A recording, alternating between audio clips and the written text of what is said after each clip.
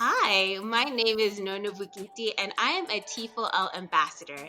And today we are joined by none other than Johansen Rutahiwa, who is an economist with 15 years of solid national, regional, and international experience in trade, investment, business development, SME development, private sector development, resource mobilization, industrial development, mining, and value chain analysis, strategy formulation, and project management. He has hands on experience working with national governments, regional and international organizations, and rural and industry business communities.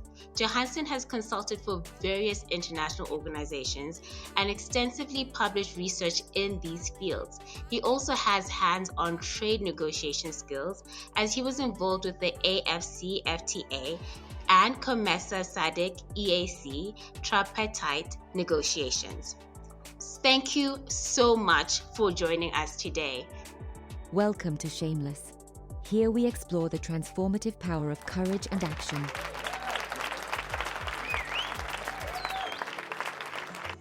It's my pleasure being with you here today. Awesome. So let's dive in.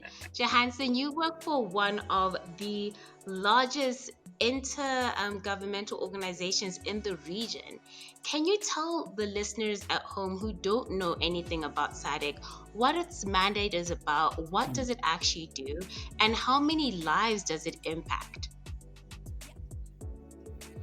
Thank you very much. SADC is the Southern African Development Community. It's an intergovernmental organization which comprises 16 member states on the southern part. Also the island of Madagascar, Seychelles, Mauritius, and Comoros. The main mandate that SADC is trying to implement is to ensure that they're improving the social well-being, the political situation in the region, as well as the economical. So in doing this, we have got quite a number of the strategies and the policies that are geared to address this challenge that the community are facing within the southern region.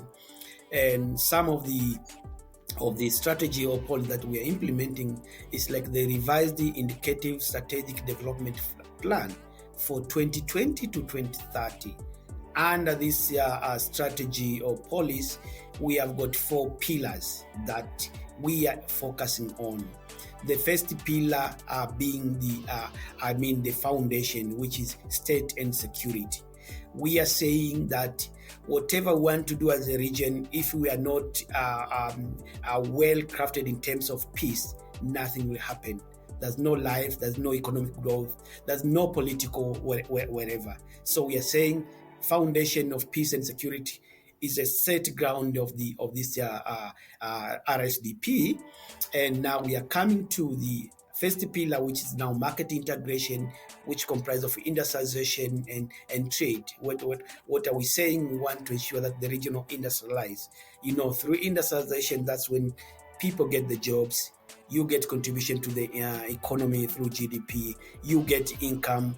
And in Africa, we have got the extended families who are always depending in one or the other. So you might find in a family of 10 family members, the breadwinner is only one. So we want to ensure that we prepare the enabling environment for all these people in the community to ensure that they're able to benefit from their own region.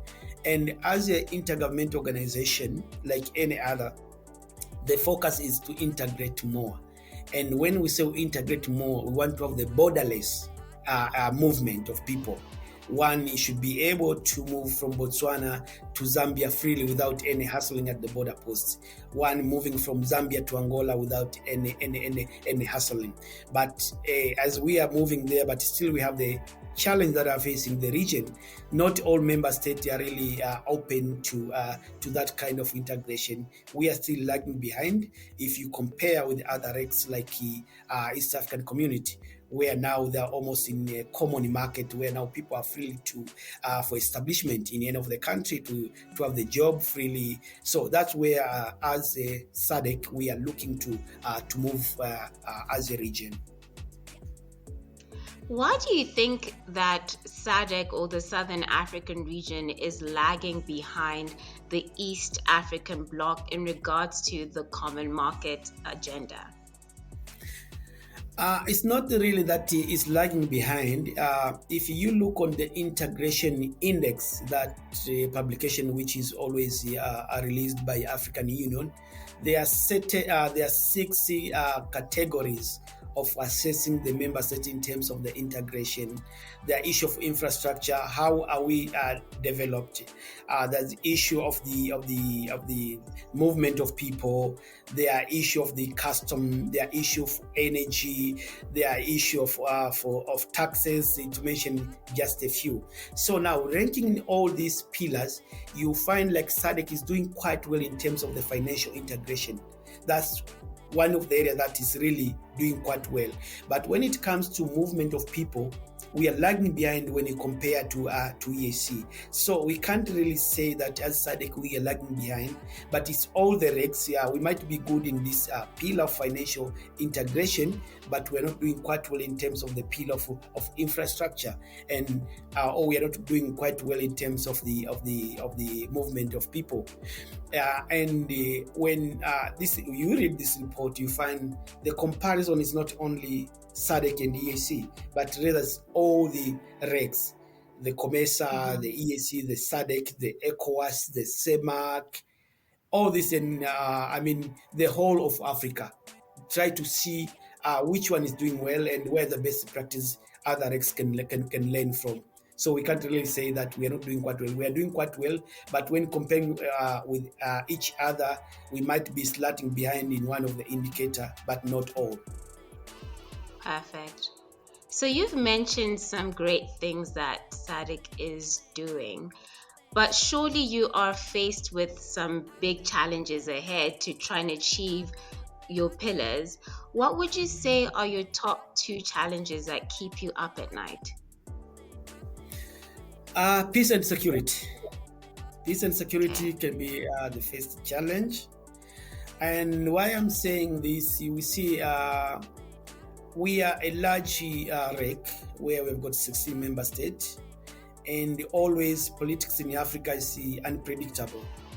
You work today, you find there's a coup in certain country, or you find the country has been there's political chaos. So as SADC, we always make sure that whenever there's such incidents, we are ready to intervene. And as we speak, we have established the permanent army or support in DRC, in Mozambique. All this is to ensure that we are addressing the peace and security. This is very in line with our strategy, RSDP, the one I've mentioned earlier, that the first foundation is to ensure that we have peace and security. There's no way as a region we can be progressing well in terms of economy and social well-being if other member states are still fighting. That means they can't come on the table and negotiate and discuss with other member states, because the concern will be the well-being of their own people. So as SADC, this is one of the critical issues that it's really trouble the region. The second big challenge is in terms of the infrastructure. You will agree with me that infrastructure, both soft and hard, is still a challenge, a key to the region. Take an example of airways, flight, airways, where traveling in Africa is much expensive than traveling from Gaborone to Europe. Getting a flight from Gaborone to Lusaka, you have to go via South Africa. Luckily, if you travel maybe over the weekend, that's when you can get the direct flight. But look in terms of the cost, it's very expensive than one who takes the flight from Gaborone to go to the United Kingdom or to go to Sweden in terms of the cost. So it's really a critical issue to us. In terms of the road infrastructure, still is a critical issue to us. You find the private community, someone who is a business person, need to transport the goods from, let's say, from South Africa to DRC. It can take even 2 weeks for a consignment to arrive. Forget about the stopover on the roads. and the hassling that they're getting at the border. And as we speak now, we have embarked on the issue of Kasumba Lesser border, which is the border between Zambia and DRC, where there have been a lot of noises from the private community that it takes a lot of time for them to clear their goods to both sides.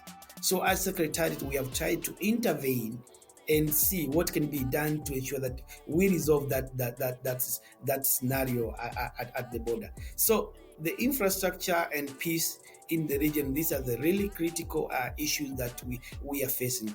Maybe to add again, in terms of the infrastructure, when we speak of the ICT, making calls within the member state is very expensive. Not easy for one to do the roaming. Now, if you compare with our sister Rex, like EAC, where now they've got roaming, someone traveling to Kenya, Uganda, Rwanda, there's no roaming cost. It's like it's one network. But here, just cross the border from Botswana to South Africa, you are near roaming. The charge total goes up. Moving here to Angola is something else. So we are saying we need to ensure that we harmonize this policy to ensure that we have got one network. Because we are talking of one regional integration, one unit, one destiny. What kind of one unit, one destiny if still really some of these pet issues that we are yet to address or we are unable to address? So unless these two challenges have been really addressed, then we can see the green light to our integration that we want to achieve. Thank you for that. You mentioned that you've done a lot of different things across like trade negotiations, as well as being in your field for almost 2 decades now. From your experience, how long do you think we still have to travel to maybe overcome some of these challenges around peace as well as around infrastructure? And do you see that something as a short-term goal that would be realized, or is this still a very long road to travel? No, I think this is the short term. It's just a matter for us as technical experts and our technocrats and our politicians to decide that we need to do it today. And I can give you an example. There are countries who have been able to really to address this within a short time of period. Take an example of a country like Rwanda.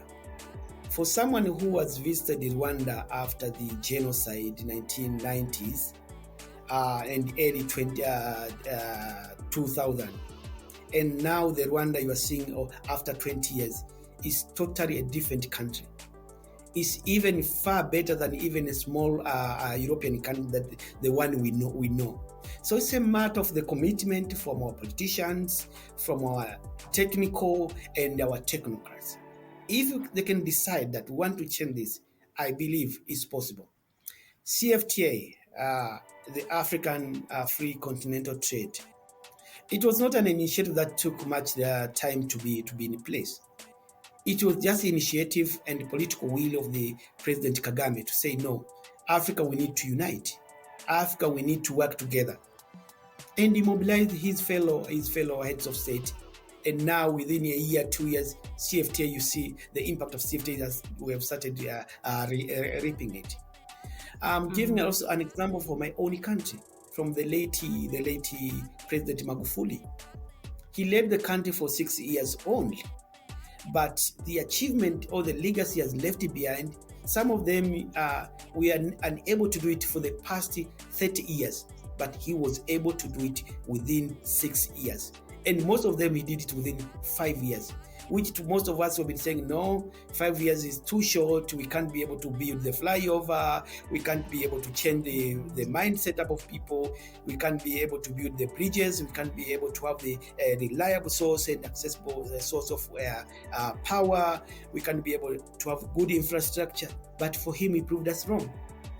He said, we are able to do this as long as we are determined. Because as SADC, as a region, we are rich of all the resources. Take an example of all the mining that are available in the region. Take good example of DRC alone. The cobalt, which is a source of making the batteries and the automotive, the energy cars. DRC alone has got almost 60% of the reserve globally. So the 40%, that's now where we're starting struggling, is Zambia, Zimbabwe, South Africa, and the other European countries to make 100. So Africa alone, and SADC specifically, 60% of cobalt. And in the making of the battery, the cobalt occupy almost 58% to 65% of the material that are making cobalt. So see this potential, we are sitting on it. Do we really need to go in Europe to start begging for the resources, for money to come and help us? And yet we have them. It's just a matter of refining them. But now the problem is we can't refine. We have got 90 reserve of this mining, but refining is only 10%. Now with this kind of statistic, we don't think we really be able, really as African, to be able to take a step further, because the added value is done in Europe, where they're taking everything. No wonder we keep on going and begging. But unless we have decided to change the way we think, our mindset, and we have got very bold leaders who are very focused and who believe that Africans, we can develop ourselves without depending the support of Europeans or the Arabs or the Americans, because all the resources we have. And I always like to tease my colleagues, saying, we are talking of industrialization. If we really want to industrialize, we need to focus on 3 areas. Never expect someone will come and support you for something that you're competing in the same market. It will never happen. Someone to come and support you for something that we are competing on the resources or raw materials. It will never happen. Someone come and support you for something that you're competing for the employment. In the other way, the income generation. It will never happen. Why am I saying this? If we industrialize, all the resources that we used to export in raw to be processed in Europe, it will be processed here in Africa. That means we are adding value. The process of adding value, that means we are taking away their income, their employment, because there are people who have been employed in Europe waiting for the resources to come from Africa to process and send back to Africa. These people are going to be retrenched because the employment will be created in Africa. These people have got also the factories, the plants, which their product, the main destination of consumption is in Africa. Now we as Africans, we are producing ourselves, we are adding value, we are employing our people. The market is here. Why do you need to export your processed fish from Seychelles to Europe?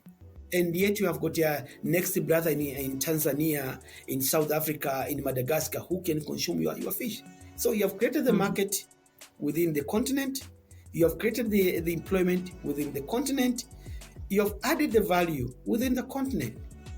So in a simple term, don't expect someone out there will come and support you to kill their market, to kill their employment, to kill their resources. So this is what I'm trying to bring people should understand. We have got everything as a continent, but it's just a matter of having very strong leaders who really have passion for Africans' development. You mentioned mindset a couple of times, which is something that at Transformation Leader we also preach, having the right mindset, being able to transform and believe, empower, inspire. And I wanted to understand from your take, because I do see that there is a gap between maybe the millennials and Gen Z, the younger generation, getting into the public sector and getting into these sort of spaces. What advice can you give them to start? Like, where do we start?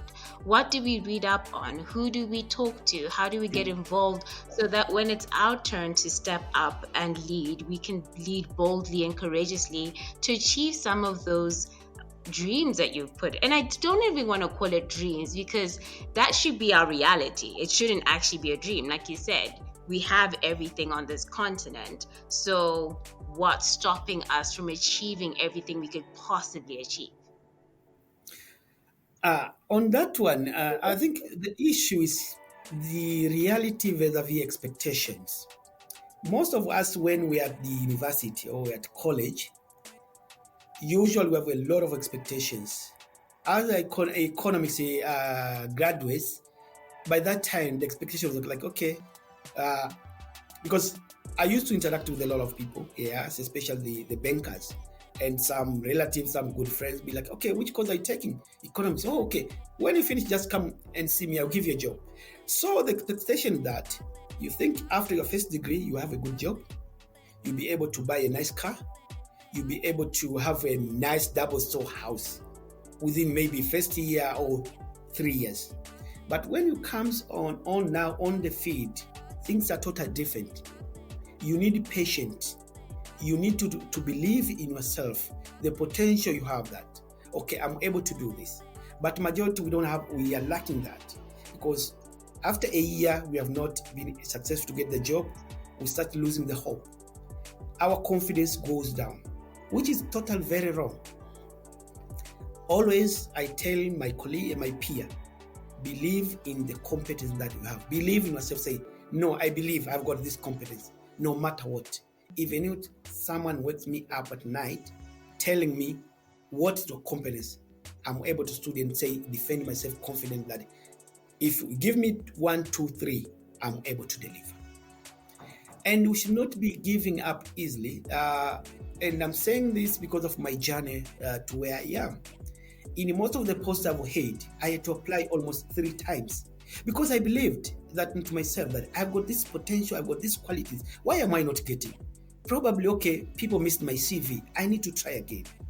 So all this position, worked for East African community, worked for the government of Tanzania, worked for UNIDO, now working for SADC, all this position, I had to apply 3 to 2 times to be here. The first time, yes, I was not called for the interview. The second time, I was called, but I didn't make it. The third times, I showed them.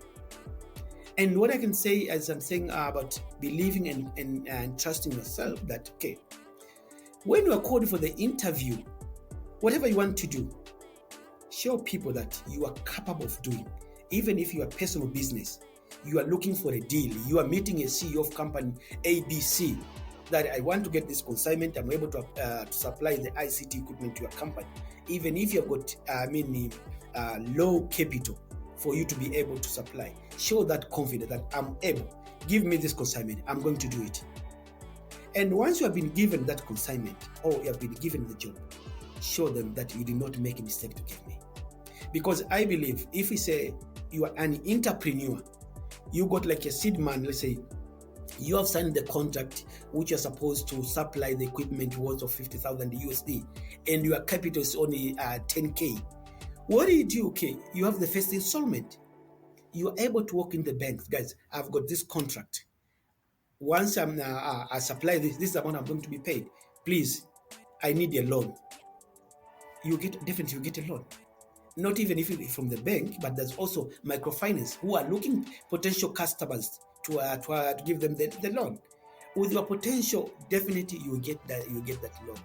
If it's the side of the job, you have been employed, show them that I'm capable of delivering. Whatever you are given, don't take it for granted. Continue with the same spirit, deliver it. People will see you. You wouldn't need to be bootlicking anyone for you to be promoted. People say, no, there's someone there I think is good for this position. There's someone there is good to attend this meeting. This is how people really will be able to grow. But it also starts with your personal believing and trust that I'm capable of doing this. And the good thing of our generation now, we have got various platforms where you can read, you can interact with anyone who you have never met. You go to social network, you find a person with a good CV, say, no, I've never met this person, but it looks like he has a good CV. Why not drop an email to or a message to him or her? Probably might be potential to me. There are people out there who have got good heart. They will definitely respond to you. Okay, what kind of assistance do you want? This is how you want to be assisted. And the other aspect is for people not just to be running for employment. There's another way of getting into all this through the internship. For my case, when I graduated my first degree, yes, I was lucky to be employed after a month. Then I went for master's degree. When I came back, I was jobless. But I said, no, let me volunteer. And I remember the person who accepted me in his firm, it was a family firm, to be honest. He was asking me, one of the interview questions was like, why do you really want to volunteer and we're not paying you anything? You see, we are still growing. I said, no, I just want to learn. I know through your networks, through engagement and meeting with various people, I'll be able to get the right job for me. That's how I came to get my right job. I worked with them without being paid any pen. It was just free. Looking for my relative to support me in terms of the transport, to be able to go to the work, come back. Then we got the consultants work where we had to train the government officers. I was there as one of the facilitators, but learning from my employer, but keeping on also applying it, because I had an opportunity now to have the access to the newspaper, be able to go to the internet, because I could not afford buying the bundles for my own, from my pocket, because no income generation by that time.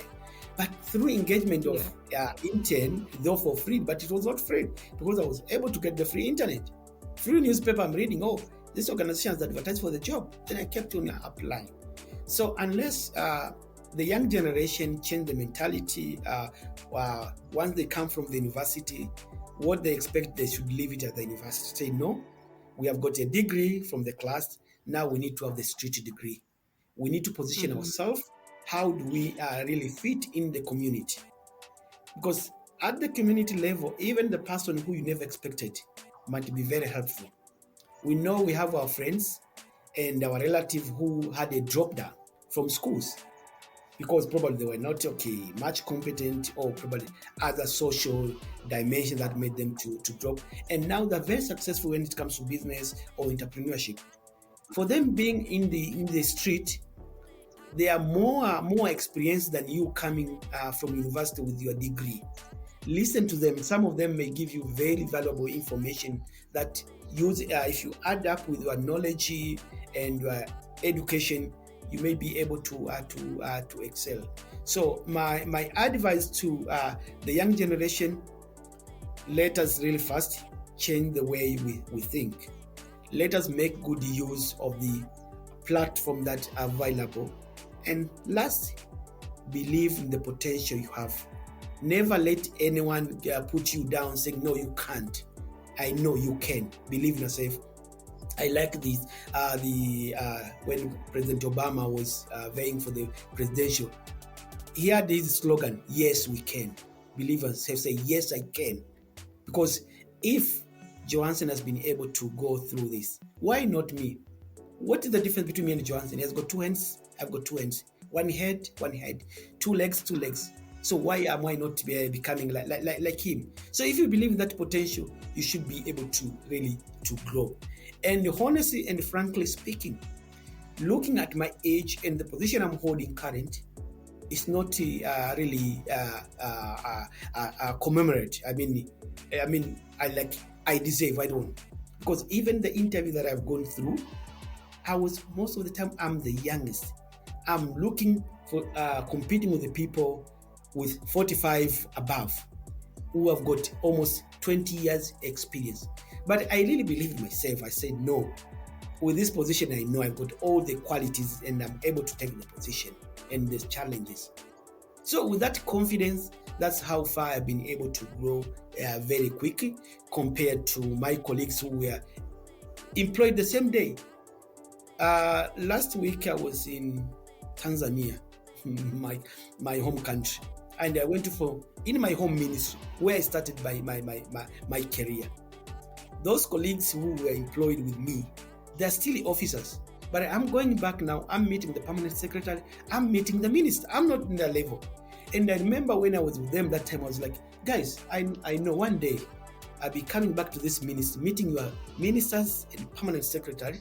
And you, that time, will be saying, no, but he used to be our colleagues. We used to be sitting in the same office, but look at him now. I said that the time you'll be saying that, it will be too late, because it will be just a history. I'll be someone else. And it's like, okay, what I said is like, I saw it coming. I went and everyone was like, Now you're not our level. You only interact with our boss, who we can't even talk to them, but you have got access. You can give them a call. But I'm saying this is because I believed in myself. I believe that I have potential, and I worked on my potential. That's what I can say.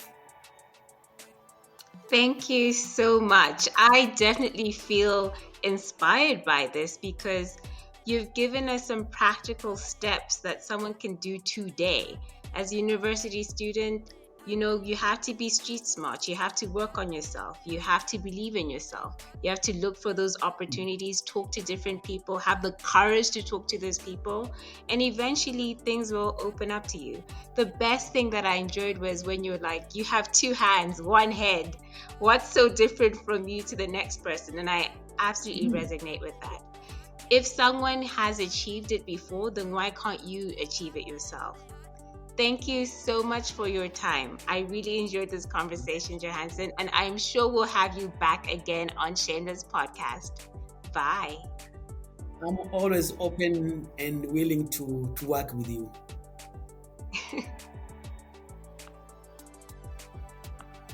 Don't forget to like, subscribe, and share as we embark on our mission to impact 1 million African lives by 2026.